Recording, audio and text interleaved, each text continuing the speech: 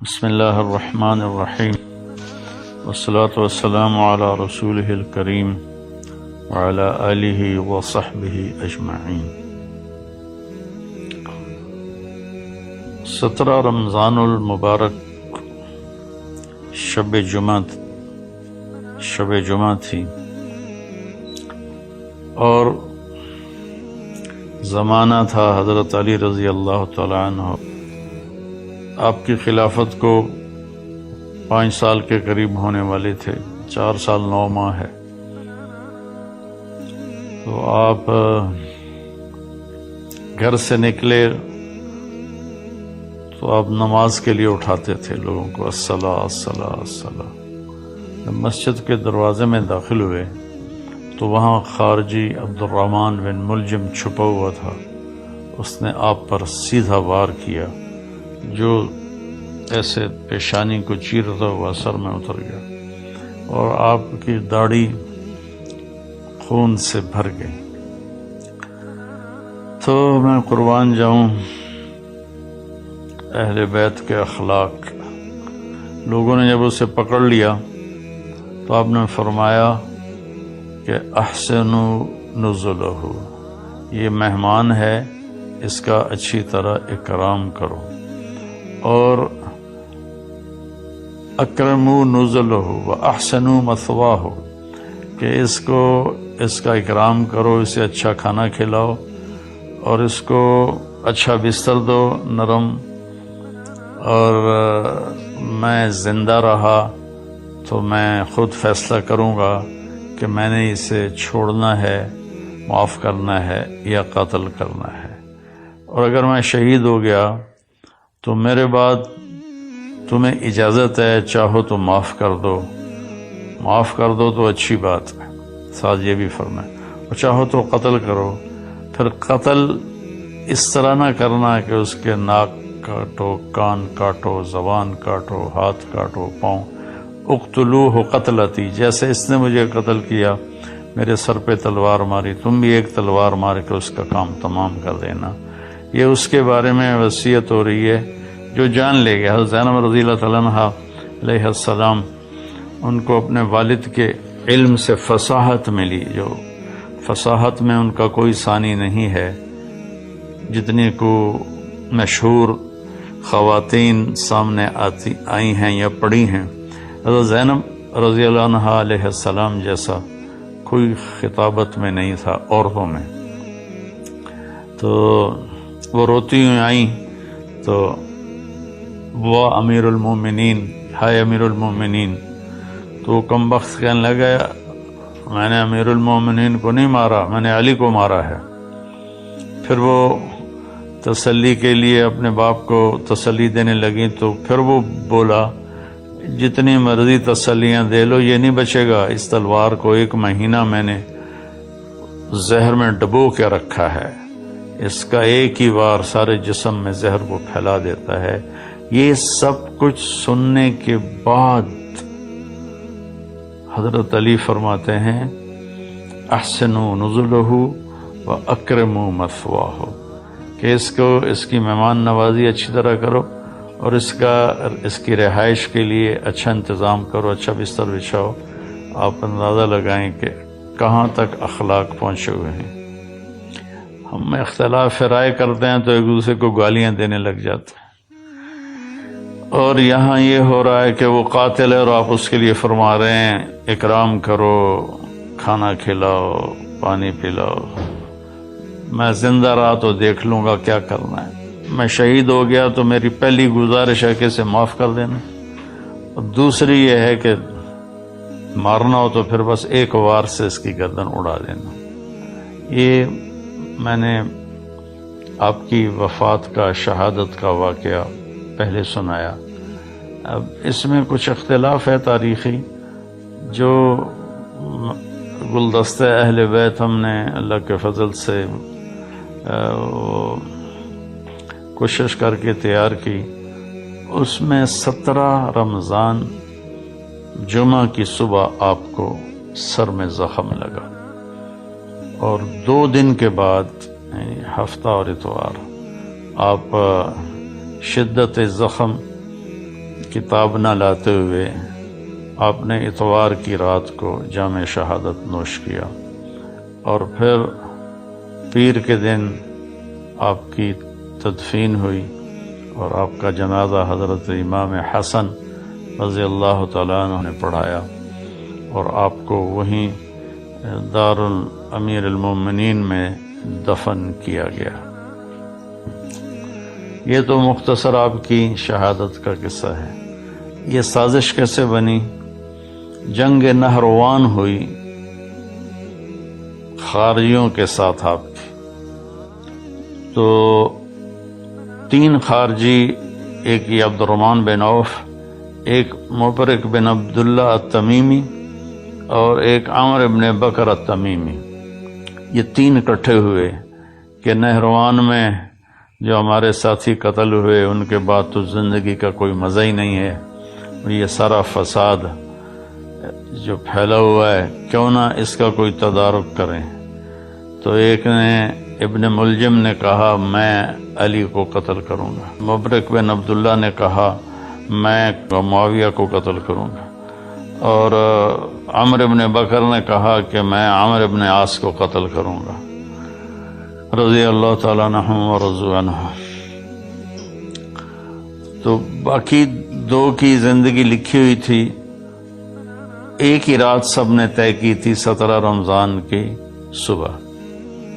تو اس دن عمر بن عاص رضی اللہ تعالیٰ عنہ بیمار تھے، نماز پڑھانے نہیں آئے، ان کی جگہ جو آئے وہ مارے گئے، اور معاویہ رضی اللہ تعالیٰ عنہ پر اس نے وار کیا، تو آپ تھوڑا سا اپنی بیداری میں تھے، دائیں بائیں دیکھتے ہوئے، تو آپ نے اس کے وار کو خطا کر دیا، لیکن کمر مبارک پر تلوار کا زخم لگا، چونکہ تلوار زہر، تینوں کی تلواریں زہر آلود تھی، تو ان کو زخم تو بہت بڑا لگا، لیکن آہستہ آہستہ اللہ تعالیٰ نے ان کو شفا دے دی اور وہ محفوظ ہوئے۔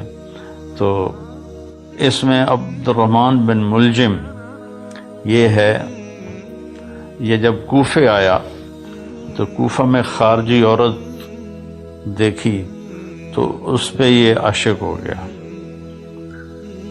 اس سے کہا مجھ سے شادی کرو۔ اس نے کہا میری ایک شرط ہے کہ علی کو قتل کرو۔ وہ کہنے لگا میں تو آیا ہی اس کام سے ہوں، لیکن تو پہلے مجھ سے شادی کر لے۔ تو اس نے اس سے شادی کر لی، اور اس کے بعد وہ اپنی اسکیم بناتا رہا۔ حضرت علی رضی اللہ تعالیٰ عنہ کو ان کے ساتھیوں نے کہا یا رسول اللہ کہ یا امیر المومنین، عبد الرحمن بن ملجم آیا ہوا ہے کہ اس کی نیت اچھی نہیں لگتی، تو اجازت ہو تو ہم آپ کا پہرا دیں، آپ اس کو پکڑ لیں۔ آپ نے کہا پہرا تو آسمان والا دیتا ہے، حفاظت وہ کرتا ہے، اور اگر تم اسے پکڑ لو تو میں شہادت کیسے پاؤں گا؟ وہ بہت تنگ ہو گئے تھے اپنے ساتھیوں کی بے وفائیوں سے، اور اپنے داڑھی کو یوں پکڑ کے نا کہتے ارے تو کب رنگین ہوگی۔ اس کے پیچھے ایک واقعہ ہے کہ آپ بیمار ہوئے بہت زیادہ، تو اللہ کے نبی پوچھنے آئے تو انہوں نے عرض کی یا رسول اللہ مجھے لگتا ہے میرا آخری وقت آ گیا۔ تو آپ نے فرمایا نہیں، تیرا آخری وقت نہیں ہے، تو اس وقت مرے گا جب تیرے سر کے خون سے تیری داڑھی رنگین ہو جائے گی۔ تو ہوئی بھی ایسے، اس نے یہاں تلوار ماری جس نے ماتھے کو بھی پھاڑ دیا اور یہاں تک کھوپڑی کو بھی پھاڑ دیا، تو سارا خون آیا اور داڑھی پہ لگ گیا۔ تو اتنا تنگ ہو گئے تھے زندگی کے آخری ایام میں اپنے ساتھیوں سے کہ بے وفا غدار بہت زیادہ ہو گئے تھے، اور تو آپ نے اپنی داڑھی مبارک کو یوں پکڑتے تھے، پھر کہتے متا تخزب، ارے تو کب تو رنگین ہوگی، تو کب رنگین ہوگی، یہ اس کو بار بار کہتے تھے۔ تو اس اللہ نے آپ کو یہ رتبہ نصیب فرمایا، اور آپ کو غسل دینے والے حضرت عبداللہ بن جعفر طیار کے بیٹے، اور حسن اور حسین دونوں بیٹوں نے، اور نماز جنازہ حضرت حسن نے پڑھائی، اور دارالعمارہ میں آپ کی تدفین ہوئی۔ آپ کے 2 بھائی طالب، عقیل، 3 جعفر، طالب سب سے بڑے تھے، جس پر والد کا نام ابو طالب بنا، اور اس کے بعد تھے عقیل، اور اس کے بعد تھے جعفر جو موتا کی جنگ میں شہید ہوئے، اور حضرت علی رضی اللہ تعالیٰ عنہ سب سے چھوٹے تھے۔ آپ ابتدائی میں اسلام قبول فرما لیا کہ حضرت خدیجہ رضی اللہ تعالیٰ عنہ اور اللہ کا نبی نماز پڑھ رہے تھے تو آپ اندر آئے، تو آپ نے کہا یہ کیا ہے میرے چچا کے بیٹے؟ تو آپ نے کہا بیٹا یہ نماز ہے اور میں اللہ کا نبی ہوں۔ آپ نے اسی وقت کلمہ پڑھ لیا۔ اس وقت آپ کی عمر بعضے کہتے ہیں 8 سال تھی، بعضے کہتے ہیں 10 سال تھی۔ 10 سال سے آگے کسی نے ذکر نہیں کیا، 10 8 8 10 اس طرح روایات کا اختلاف ہے۔ تو بھائیوں میں اختصار سے ہی تھوڑا بتانا چاہتا ہوں، ہمیں پتہ چلے کہ ہمارے جو بڑے تھے اور اللہ کی بارگاہ میں بڑے پاکیزہ پاک محبوب تھے، ان کی زندگیوں کی تھوڑی سی جھلک ہمیں مل جائے تو ہمیں بھی کچھ آخرت کا فکر پیدا ہو جائے گا۔ تو جب آپ نے ہجرت فرمائی تو آپ نے حضرت علی کو اپنے بستر پر لیٹایا کہ تم یہاں لیٹ جاؤ، اور یہ امانتیں ہیں، یہ لوگوں کے حوالے کر کے پھر تم بھی مدینے آ جانا۔ تو اس رات قریش مکہ نے آپ کو قتل کرنے کی سازش تیار کی تھی۔ آپ باہر نکلے اور مٹی اٹھا کے یوں پھینکی، وجعلنا من بین ایدیہم سدا ومن خلفہم سدا فغشیناہم فہم لا یبصرون، سورہ یاسین۔ ہم نے آگے بھی دیوار بنا دی، پیچھے بھی دیوار بنا دی، اور ان کو ہم نے اندھا کر دیا، وہ دیکھنے کے قابل نہ رہے اور آپ نکل گئے۔ تو شیطان نے نعرہ لگایا کہ تمہارا آدمی نکل گیا۔ تو انہوں نے ایسے گھر میں نظر دوڑائی تو صحن میں آپ سر پہ چادر اوڑھ کے لیٹے ہوئے تھے۔ ستمبر کا مہینہ تھا، گرمی ہوتی ہے، لیکن اپنے چہرے کو چھپانے کے لیے آپ نے اپنے اوپر چادر اوڑھی ہوئی تھی۔ اور صبح جب ہوئی اور آپ اٹھے تو قریش مکہ نے آپ کو پکڑ لیا اور مارنا شروع کیا کہ کدھر ہے محمد؟ آپ نے فرمایا میں تو تمہارے سامنے یہاں لیٹا ہوں، مجھے کیا پتا کدھر ہے؟ تو انہوں نے ان کو حرم کے ایک ستون کے ساتھ باندھ دیا، پھر کچھ دیر بعد چھوڑ دیا۔ 3 دن میں آپ نے امانتیں واپس کی، اور اس کے بعد آپ چھپتے چھپاتے جب مسجد قباء پہنچے، جہاں قباء کی وادی ہے، تو آپ کے پاؤں مبارک بالکل تر بتر ہو گئے تھے خون سے، کنکریاں چپ چپ، جوتا بھی نہیں تھا پاؤں میں، کنکریاں چپ چپ کے 7 راتوں اور 7 دن کا سفر ہے۔ تو آپ کے پاؤں کے زخم بہت تکلیف دینے لگے۔ تو جب آپ قباء پہنچے تو اللہ کے نبی نے فرمایا علی کو بلاؤ، کہا جی وہ تو چل ہی نہیں سکتے اب۔ پھر آپ خود تشریف لے گئے، ان کے پاؤں کو دیکھا تو آپ رونے لگے۔ پھر آپ نے اس سے اپنا لعاب نکالا اور یوں کر کے لگایا ایک پاؤں پر، اور پھر لعاب دوسرے پاؤں پر، ایک دم سارے زخم ٹھیک ہو گئے اور آپ اللہ کے فضل سے شفا یاب ہو گئے۔ جنگ بدر میں آپ نے کیا کیا کہ جب دشمن آمنے سامنے ہوئے تو عتبہ بن ربیعہ اور شیبہ بن ربیعہ اور ولید بن عتبہ، ایک ہی گھر کے 3 آدمی، عتبہ اور شیبہ دونوں بھائی، اور ولید عتبہ کا بیٹا اور عتبہ ربیعہ کا بیٹا، یہ نکلے جنگ میں کہ آیا ہے کوئی ہمارے مقابلے میں۔ تو اللہ کے نبی نے عوف رضی اللہ تعالیٰ عنہ اور معوذ رضی اللہ تعالیٰ عنہ اور حضرت عبداللہ بن رواحہ رضی اللہ تعالیٰ عنہ، ان تینوں کو بھیجا کہ آپ جاؤ اور ان کا مقابلہ کرو۔ جب یہ تینوں آئے تو انہوں نے پوچھا کون لوگ ہو؟ کہا ہم مدینہ والے ہیں۔ کب چلے جاؤ، ہمیں تمہاری ضرورت نہیں ہے۔ پھر کہا یا محمد اخرج الینا اکفاءنا، ہمارے قریشی ہماری طرف بھیجو، ہمارے قبیلے والے ہماری طرف بھیجو۔ اتنا ان پہ نشہ چڑھا ہوا تھا اپنی فتح کا۔ تو آپ نے فرمایا یا حمزہ قم، یا شیبہ قم، یا علی قم، کیونکہ علی چھوٹے تھے نا، حمزہ بھی چچا تھے، شیبہ بھی چچا تھے۔ تو آپ نے کہا قوموا لدینکم، تو یہ تینوں حضرات پیدل چلتے ہوئے آئے. تو عتبہ نے پوچھا کون ہو؟ آپ نے کہا میں حمزہ ہوں بن عبد المطلب. نے کہا تم کون ہو؟ کہا میں شیبہ بن حارث. تم کون ہو؟ کہا میں علی بن ابی طالب. کہنے اب مقابلہ ٹھیک ہے. تو تینوں نے ایک دوسرے پر وار کیے. تو پہلے ہی وار میں حضرت علی نے ولید کو قتل کر دیا، حضرت حمزہ نے عتبہ کو قتل کر دیا. تو حضرت شیبہ ذرا عمر میں بڑے تھے تو ان کی ٹانگ کاٹ دی اس نے. شیبہ بن ربیعہ، شیبہ نہیں عبید، میں غلط کر رہا ہوں، عبید بن حارث. تو شیبہ تو دوسری طرف سے کافر، حمزہ، عبید، علی. ادھر عتبہ، شیبہ، یہ بن ربیعہ اور ولید بن عتبہ.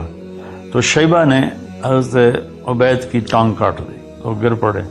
تو دونوں نے اس کا بھی کام تمام کر دیا اور ان کو اٹھا کر لائے. تو آپ کے قدموں میں پڑھ کر کہنے لگے یا رسول اللہ میں شہید ہوں.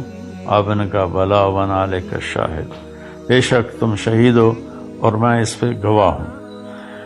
تو جنگ بدر میں آپ کی شجاعت سب کے سامنے ہے. پھر غزوہ احد میں جب شکست ہو گئی تو کفار نے اللہ کے نبی کے اوپر اپنا فوکس کیا حملہ. تو چند صحابہ نے آپ کو گھیرے میں لے لیا. یہ چند صحابہ تھے ابو بکر، عمر، علی، سعد بن عبادہ، عبادہ بن صامت، اسد بن زرارہ، ابو دجانہ، طلحہ بن عبید اللہ اور حارثہ بن نعمان. 10 تھے، میں نے 9 نام آپ کو بتا دیے. انہوں نے آپ کو گھیرے میں لے لیا. ہاں سعد بن ابی وقاص 10 میں تھے، سعد بن ابی وقاص. تو آپ کو گھیرے میں لے لیا اور ہر آنے والے تیر کو روک رہے تھے، نیزے کے وار سب روک رہے تھے. تو عتبہ بن ابی وقاص یہ حضرت سعد بن ابی وقاص کا بھائی تھا. اس نے ایک پتھر اٹھایا اور صحابہ کی نظریں تھیں تیر، تلوار اور نیزے پر. ان کی نظر پتھر پہ گئی نہیں تو اس نے زور سے پتھر پھینکا جو آپ کے یہاں لگا. اب سیدھے یوں گرے ایسے اور سارا چہرہ خون سے تر ہو گیا، دان ٹوٹ گئے. تو یہ سارے 10 رونے لگے کہ اللہ کے نبی شہید ہو گئے. تھوڑی دیر کے بعد آپ کو ہوش آیا تو انہوں نے عرض کیا یا رسول اللہ آپ تو ان کے لیے بد دعا کر دیں. تو آپ نے فرمایا اللہم اغفر لقومی فإنہم لا یعلمون، اے اللہ میری قوم کو معاف کر دے، یہ مجھے جانتے نہیں ہیں. تو میں اپنے سارے بھائی بہنوں سے کہتا ہوں کہ وہ آپ کے قتل تک پہنچے ہوئے تھے اور آپ نے کہا یا اللہ ان کو معاف کر دے. چھوٹی چھوٹی باتوں پر آپس میں لڑ کے ایک دوسرے کے اوپر ایسی گالیاں اور الزام اور تہمتیں، اللہ تعالی ہمیں اخلاق